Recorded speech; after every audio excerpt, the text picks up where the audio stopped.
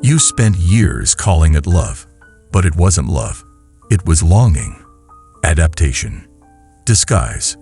It was your soul asleep, negotiating warmth through submission.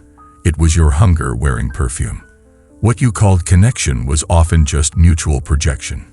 Two psychics performing safety while their shadows shook hands in the dark. You smiled. You gave. You bonded. But beneath it, your persona was doing the work, the mask you wore to be accepted. You weren't being loved. You were being used, held for your softness, praised for your presence, but never truly met. And then something broke. A rupture. Maybe it was betrayal that mirrored your oldest wound. Maybe it was the collapse of the one relationship you swore would save you. Maybe it was the moment you saw, in their eyes, not love, but need. Something cracked, and your soul, finally, refused. You stopped looking outward. You turned inward, not out of strength, out of necessity. And the theater collapsed. The curtains fell, the spotlight cut, the trance ended, and in the darkness that followed, the silence inside you grew loud. You no longer needed to be touched. You needed to be mirrored, without distortion. And suddenly, nothing felt real except what was sharp enough to cut through illusion. That was the beginning of your clarity, and the end of ordinary intimacy. You didn't lose love. You lost the illusion that love meant being seen. You didn't become cold. You became honest. This video is not about romance. It's about rupture. It's about what happens when you wake up and realize that most of what you called intimacy was just mutual avoidance with a heartbeat. By the end of this video, you'll understand why you still can't let anyone in, and why that's not a failure. It's a sign. This path is deeply Jungian. Carl Jung wasn't just a psychologist. He was a cartographer of the soul. He gave us the blueprint for this terrain: projection collapse, persona withdrawal, shadow confrontation, and the silent rise of the self. You're not broken. You're awakening. You don't crave connection anymore. You crave coherence. You don't want to be touched. You want to be met. And there's a difference. Let's begin. Before awakening, you lived inside a story, a myth you inherited unconsciously. That love would save you. That closeness would fix you. That someone out there held the missing piece of your soul. But Jung wrote, "What we call love is a fever which comes and goes quite independently of the will. One can explain only by assuming that love is not a product of the conscious will, but the expression of a deeper, unconscious process." So what you called love was your unconscious trying to complete itself through someone else. You projected your lost parts. You chased what you couldn't name. And you suffered when they couldn't sustain your fantasy. This is what Jung called transference. Transference is projection of unconscious contents onto another person, which reveals the inner world of the patient. In relationship, your transference wasn't therapeutic. It was spiritual codependency. And then, awakening, not ecstasy. Collapse. The archetype of the self, the organizing principle of the psyche, rose from the unconscious and said, "Enough." What followed was not union. It was death. The death of the person you thought you had to be in order to be loved. You thought your ego was gone, burned off in the fire of awakening. But the ego doesn't die. It regroups. Cleaner, quieter, more aligned with your new language. It swaps out ambition for discernment, performance for sovereignty. It studies your spiritual vocabulary and learns how to hide behind it. Jung warned, "We do not get rid of the ego by repressing or denying it. The ego is not merely a complex of ideas, but a living subject which resists dissolution." So the ego adapts. It takes your awakening and turns it into armor. You say things like, "I need to protect my peace." You master the language of boundaries. But beneath the clarity, you're still hiding, not behind ego, behind insight. You no longer beg for love, but you never let anyone in. This is the moment most people mistake for healing. But it's not healing. It's refined defense. What Jung called the shadow is now playing dress-up, not in rage or lust, but in detachment and discernment. Jung told us, the shadow is a moral problem that challenges the whole ego personality, recognizing the dark aspects of the personality as present and real. And now, you're not dark. You're just unreachable, because your ego no longer chases intimacy, but it still fears it. It builds a new wall, not of need, but of neutrality. You've mastered stillness, but you've lost surrender. You've cultivated presence, but you've stopped participating. This isn't evolution. It's exile. Not because you were pushed out, but because the self no longer allows false entrance. You're not wounded. You're watching.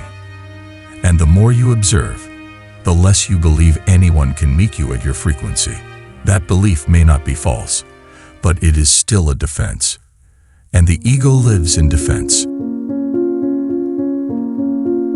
You used to call it chemistry, that magnetic pull, that ache behind the eyes, that sense that someone you barely know held the blueprint to your completion. But it wasn't love, it was projection. Jung knew this with terrifying clarity. The meeting of two personalities is like the contact of two chemical substances. If there is any reaction, both are transformed. What we experience as soul-deep love is often just the anima or animus, the inner image of the opposite gender within the psyche, projected outward in a desperate bid for psychic integration. The anima for men is the unconscious feminine, the muse, the emotion, the chaos. The animus for women is the unconscious masculine, the logos, the judgment, the axis. We don't fall in love with others. We fall in love with our own exile, returned to us wearing someone else's face. Jung wrote, the anima is not only the mother or the beloved, it is also the collective image of woman inherited by man. So when you felt the pull, you weren't finding your soulmate. You were meeting your missing archetype. But awakening ends the trance. You begin to see the projection, and it collapses. What once felt divine now feels human. What once felt magnetic now feels unstable. The mirror breaks, and with it, the myth of rescue. Now, intimacy requires something far more terrifying. Presence without fantasy. To stand before another soul without casting your gauze onto them, without writing meaning where there is none, without asking them to carry your unlived life. Most people aren't loving. They're dreaming. And you've awakened. After the projections collapse, after the masks fall, after the ego's defenses reveal themselves as silence, what remains? Not emptiness, not peace, but structure, a center. Jung called it the self, the totality of the psyche, both conscious and unconscious. The self is not only the center, but also the whole circumference, just as the ego is the center of consciousness.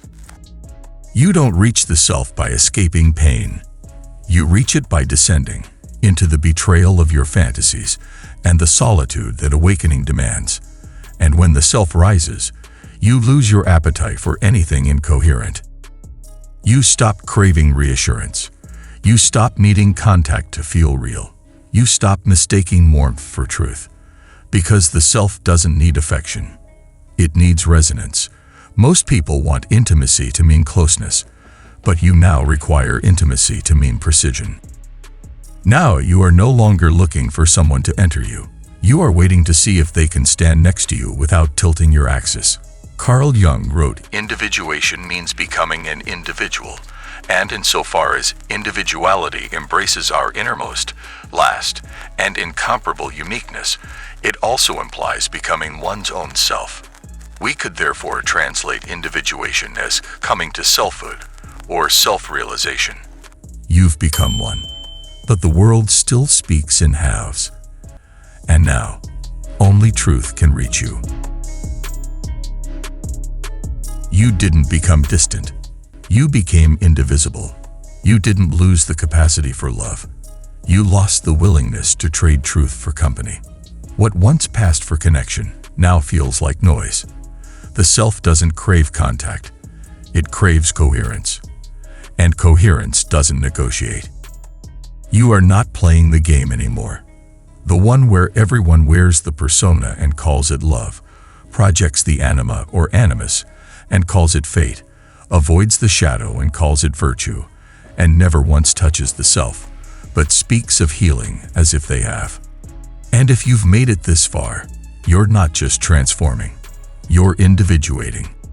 Carl Jung was a depth psychologist who treated the soul as a system, not a symptom. He believed love begins after projection collapses, and that spiritual awakening isn't bliss, it's a collapse of illusion. He gave words to what you've lived. This path has been walked before, but never by you. Now you don't reach out blindly, you stand still and let truth find you. And those who meet you there won't ask you to shrink. They won't flinch when you're silent. They won't need you to be anything but exact, because they've met their own soul and recognize the shape of yours. If this named what you've lived, subscribe, not for the content, for the coherence. You don't need another trend to chase.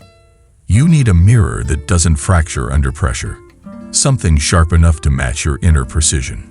This isn't performance, it's voltage. If you're still here, you're not just consuming, you're confirming. Now, speak less, stand clearer, let resonance sort what still belongs. You're not hard to reach. You're just no longer collapsing your frequency to be found. You are not waiting at the threshold. You've moved beyond it. If they can follow, you'll know.